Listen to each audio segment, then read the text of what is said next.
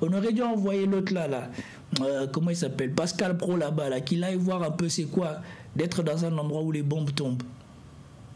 Il y a des éléments d'imprévisibilité. Oui, on va en parler d'ailleurs pour la France. Emmanuel Levinas appelait des imprévus de l'histoire. Donc moi, je doute que le président des États-Unis ait concerté ce cessez-le-feu avec le Premier ministre israélien. Voilà. Donc, ici, nous apprenons, comme tout le monde, que Trump, il a coupé l'herbe sous le pied sans consulter Netanyahou. Il est venu et surtout, regardez, là, je vous ai dit quand il commande ça. Mais le plus marrant, c'est quand il découvre la nouvelle. Regardez.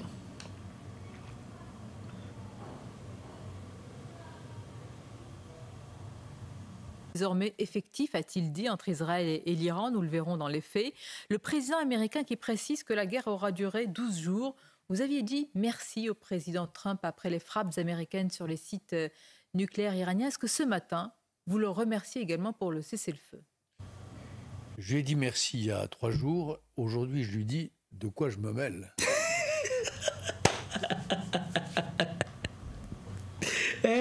Le matin, quand j'ai découvert ça, j'étais mort de rire.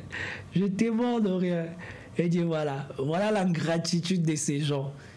On vient les sauver d'une humiliation certaine, d'une défaite annoncée, d'une défaite qui s'écrit déjà. On a déjà la lettre 2 et E qui sont déjà écrits.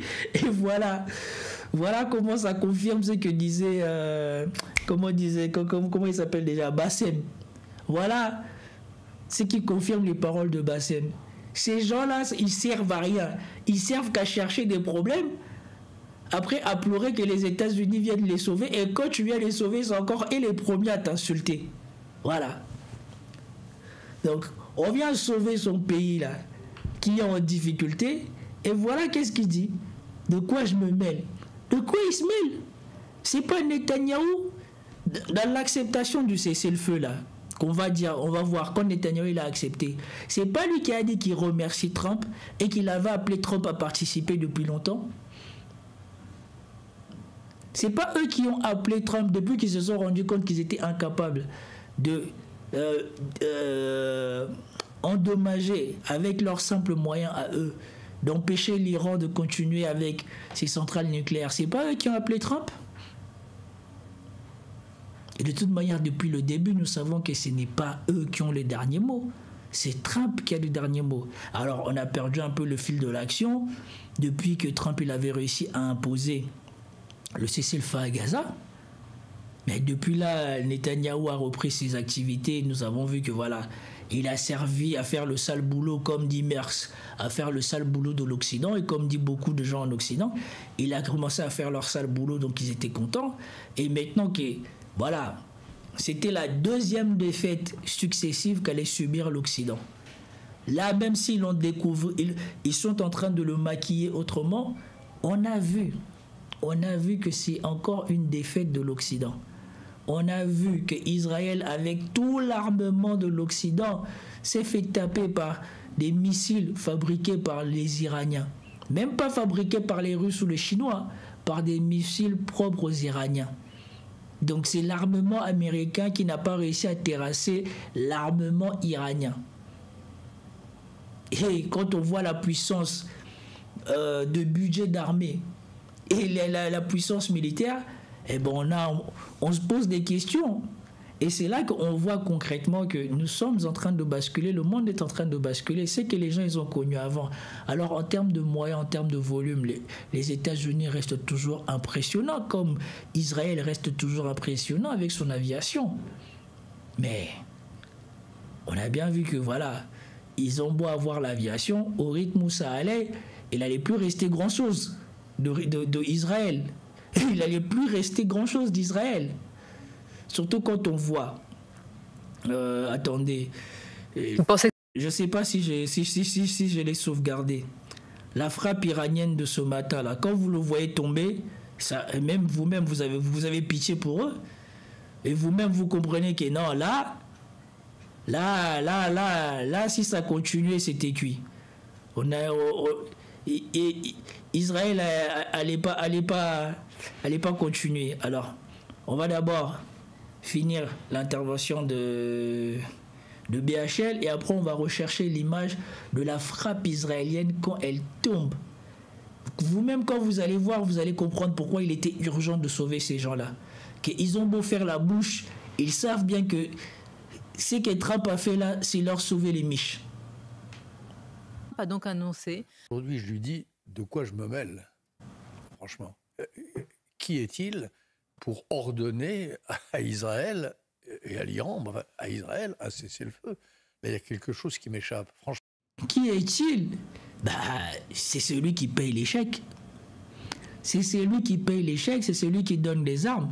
On est là, on se moque de Zelensky, que Zelensky l'a fait disparaître. Combien lui il a englouti là, dans son truc au Moyen-Orient? Combien il a englouti? C'est celui qui signe les chèques. Et au bout d'un moment, la vérité finit par s'imposer. Ben oui. Tout cet armement-là, c'est payé. Et en plus, ça va être payé par quoi dans un pays où l'économie est en train de tomber comme ça? Franchement, il est venu, c'était bien, c'était audacieux. En plus, derrière, on est en train de voir la frappe de ce matin, je crois. Mais il y a une autre vidéo où on voit mieux la frappe tomber. En renfort d'Israël pour frapper des positions qu'Israël était sans doute mal équipé pour frapper, il n'a pas les En plus, non mais c'est ça la vidéo. Regardez à quelle vitesse ça tombe. Regardez. Il y a le dôme de fer, mais regardez comment ça rentre et comment ça tombe. Et dites-moi maintenant qu'avec ça, les Israéliens, ils étaient à l'abri de quoi que ce soit. Si ça devait continuer, si l'escalade devait se faire. Informations. Regardez l'image derrière. Plutôt que de l'écouter qui raconte n'importe quoi, puisqu'on a compris qu'il n'est pas content, que Trump ait décidé de faire le cessez-le-feu, l'ingratitude des sionistes, on vient leur sauver la miche, mais comme ils veulent toujours que ce soit eux qui fassent croire aux gens qu'ils sont les plus forts, qu'ils ont gagné, qu'ils ont gagné, ils ne sont même pas capables d'apprécier ce qu'on fait pour les sauver. Regardez ici, là, derrière, comment la frappe est arrivée. Et dites-moi maintenant que soi-disant le dôme de fer peut faire quoi que ce soit contre ce type de missile. Regardez comment c'est tombé. Il n'a pas le droit de demander un cessez-le-feu. C'est au Premier ministre d'Israël et à son armée d'en juger. Ah bon? D'accord. En tout cas, il a fait.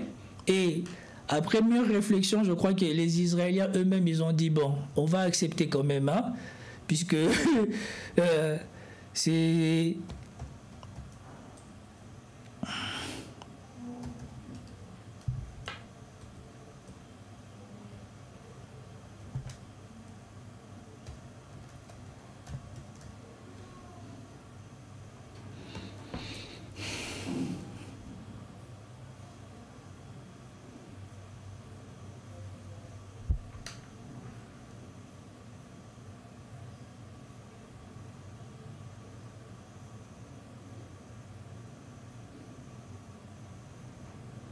Attendez.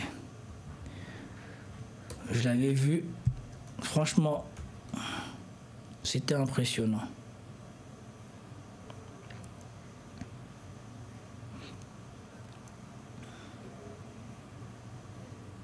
C'est où déjà?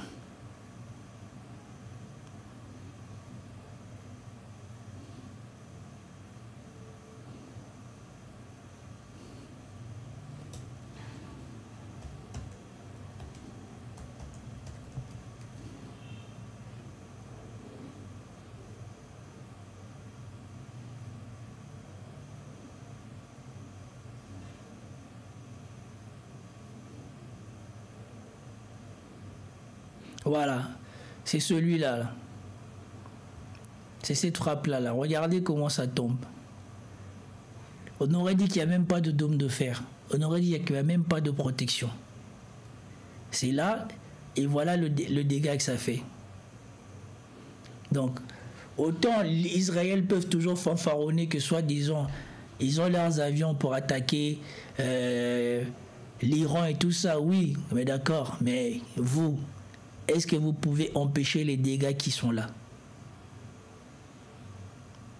Voilà pourquoi on est venu les sauver, parce que ce qui est de la diminution du stock des Occidentaux, ça c'est connu. Ce qui est la difficulté des Occidentaux à renouveler leur stock, ça c'est connu. Ce qui est du stock de missiles qui reste à l'Iran, ça c'est inconnu. Voilà pourquoi il était important d'arrêter ce conflit avant qu'il ne soit trop tard pour eux. Voilà pourquoi on est venu les sauver. C'est parce que c'était plus possible. Et voilà pourquoi Trump il a appelé ça la guerre de 12 jours. Parce que de toute manière, les prévisions disaient déjà que Israël n'aurait pas de quoi faire plus de 12 jours d'interception des missiles iraniens.